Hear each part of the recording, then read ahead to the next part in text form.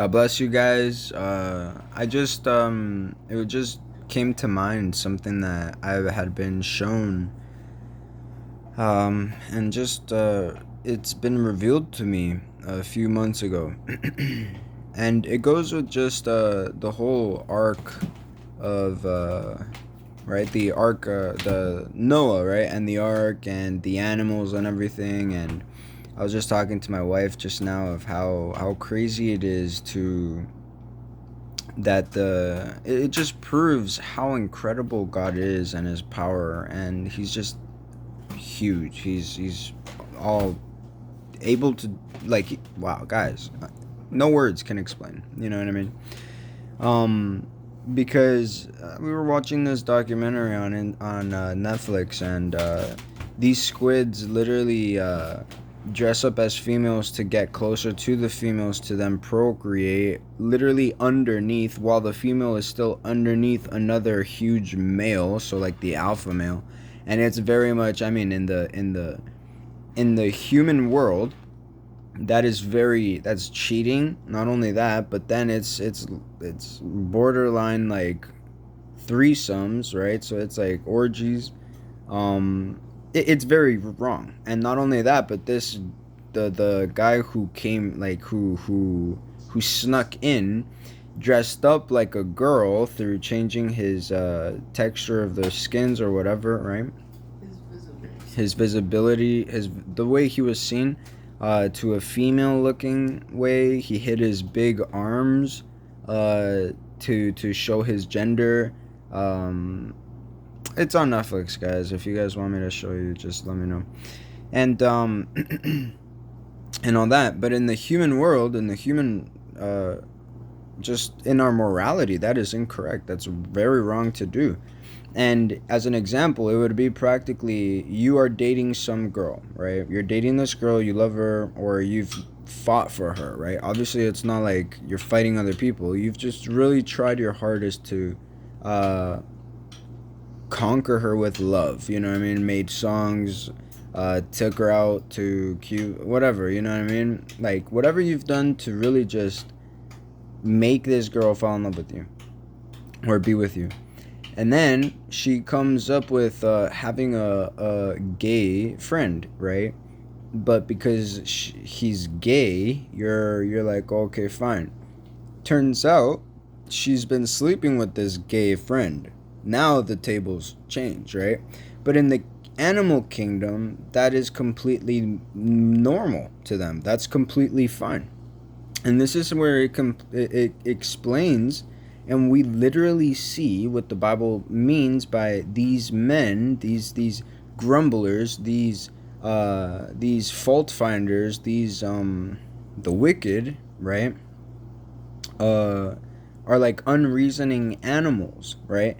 So like they literally react the way an animal would. There's no self control. There's no fruits of the spirit. You know what I mean? They completely just act out in the flesh. And anyway, so as I was talking to my wife, I was like, man, where would I even start to speak to this squid or octopus or whatever he was, that what he's doing, the guy who's dressing up like a girl to get closer to the female to then procreate, literally while she's still in the grips of her man. Like, how do I even start to preach to this dude how it's wrong and it's immoral, and that he should just wait for, his the girl God made for him? You know what I mean? Like, there's nowhere to start. There's literally nowhere to start. First of all, there's a language barrier, right? Second of all, that's it. I think, well, no, there's a lot more than just the language, right? There's a complex barrier. There's a complex barrier, everything, right?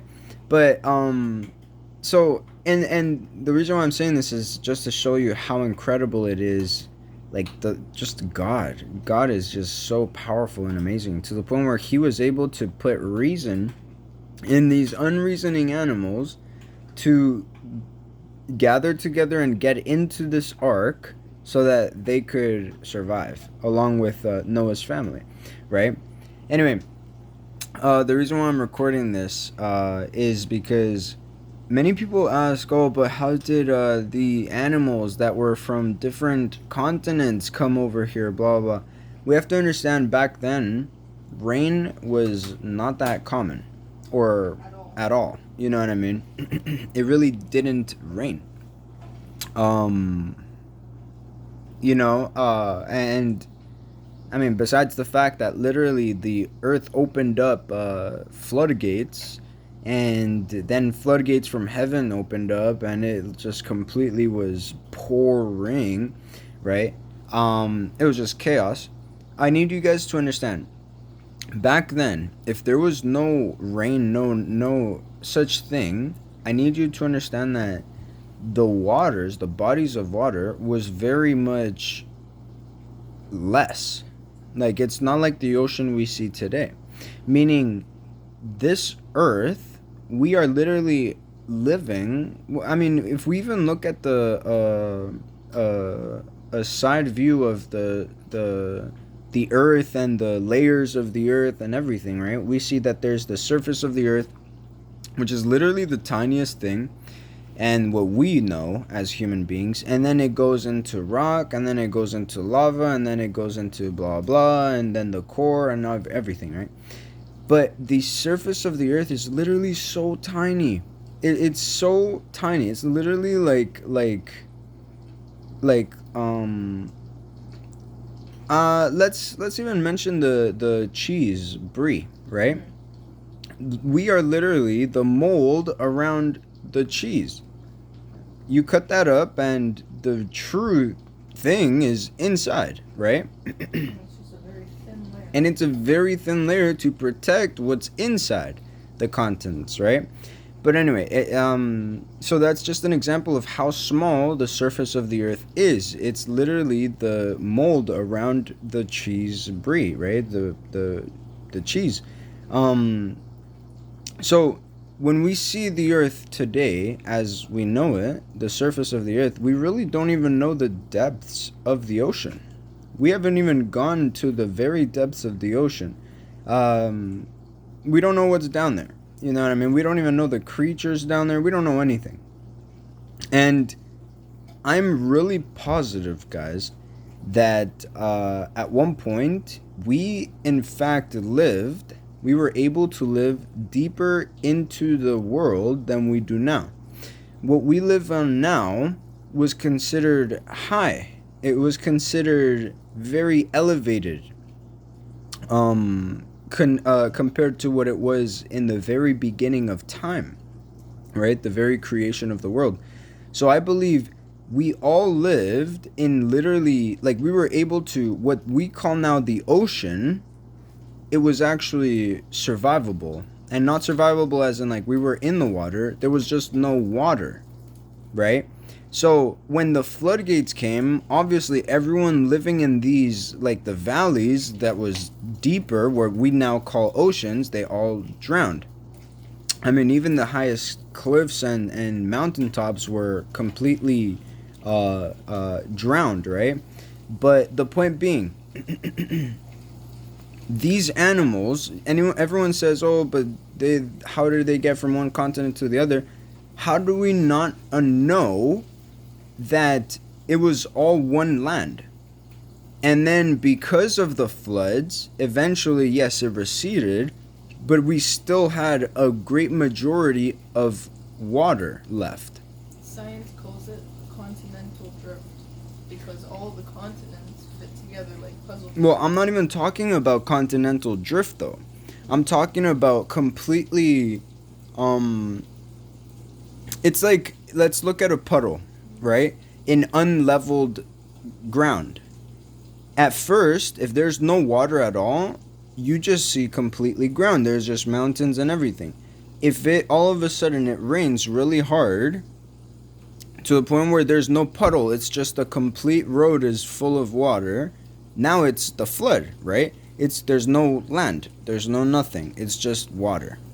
But when it starts receding, you could actually see a bit of the mountaintops, but there's still water where is the lowest parts of the section of the puddle, right? But you see mountains. and those would look like islands, what we see now today as continents, right? But in reality, that doesn't mean that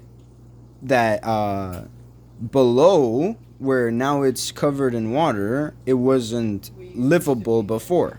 You know what I mean? Where it would be the greater civilizations. Because if you look at now, you know what I mean? And I mean, even think of Atlantis, right? People say, oh, Atlantis is underwater, this and this and that. Who said it completely just collapsed? You know what I mean? In reality, why is it not possible that Atlantis was just built underneath, and they themselves, which is why everyone else mocked Noah, because people like Atlantis, people who were very civilized and very blah blah blah, advanced in their technology, would then say, this guy's crazy. We built our house here. There's nothing going to happen. We're not going to be flooded. Nothing. Otherwise, they would have prepared themselves like the Mount of Olympus. Yeah. Right? Yeah. Like, think of it. It's very much, I don't know. So, the reason why I'm saying that, though, is because if that is the case, the whole concept of, oh, but that's impossible because the animals, how would a polar bear get from, the North Pole to here if there's continents? There was no such thing as the difference in continents. It was one whole world. Yeah. To the point where God was able to tell us, disperse, fill the earth. You know what I mean? Yeah. It would have been impossible back then if there was great bodies of water. Yep. You know? No, that's what the scientists call continental drift. That because of the water,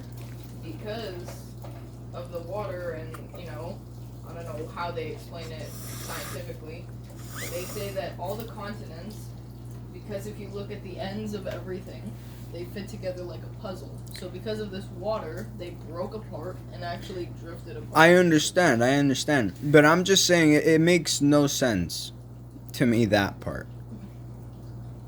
I can say yes, but that's not what I'm trying to say here. At the end of the day, I understand that there may be drifts or template drifts or whatever that cause tsunamis as well. Yeah. But I also believe there's things happening under the ocean that we have no idea about. Agreed. To the point where literally this also, oh yeah, I forgot. The revelation was that the bodies of water, which is now we call ocean, is literally the barrier separating the underworld, what we now call the underworld, which is Sheol, or literally hell, or whatever mystic or mythic world there were. Like people say there is under the earth. You know what I mean? Where there was lakes of fire, this and that. I mean, Enoch saw it. You know what I mean? Yeah. And if Enoch was able to see it, and I mean, he wasn't dead, and he wasn't raptured either. He literally went there. So he was able to travel there. Yeah. At one point, it says, I don't know if this is his writing here, but Noah would talk to Methuselah, and Methuselah went to look for him at the ends of the earth or something like that. You know what I mean? Where he resided with the angels and stuff. Like, this is literal places you were able to go to. And it explains why even the Tower of Babel was even a possibility. Because the spiritual was very connected with the physical, back then, at least. Yeah. And I think after the flood, there's a barrier, and the physical representation of that barrier breaking up the spiritual from the physical to completely being like, I mean, bro, if we saw Satan right before us try to reel us in with this thing called lust and addictions and everything, we would say no thank you. You know what I mean? But obviously, because we're blinded by the physical, we're blinded by the flesh, we're not able to see it as it truly is. Instead, we see a nice couple pair of boobs, nice couple pair of butts. We see fun in being drunk and not even present. You know what I mean? Mm-hmm. So that's that barrier. that we can't really see the spiritual. And I think that is why we are to be born again through the Spirit and through water. Because then it's like we literally go through that barrier called water, put there a long time ago, and we are then able to see the spiritual for what it truly is. And because we're able to then see the spiritual, we're able to navigate in the physical the way we are supposed to without stepping into the courts of death. You get what I mean? Yeah. So, I don't know. This just went from one thing to another, guys. Hey guys, this is mainly to the elect. Also, to the freaking intelligent, if you guys can even keep up with this. I don't know, guys, but this is something God had shown me a long time ago, and He was showing me this stuff like this a long time ago. Well, hi. Never even hearing this for the first time. No, you've heard this before. Have I? Yeah. Not like this though. Bro, even Moana was a big, No, yeah. like the whole sinkholes and everything. That's just that, guys, is for another day, and it's really much just exposing the devil really pushing things into our face and then laughing at us. You know what I mean? Because we are too blind to understand it. Anyways, thank you guys so much for watching. God bless you all, and take care. And may Christ be with you. He's coming soon.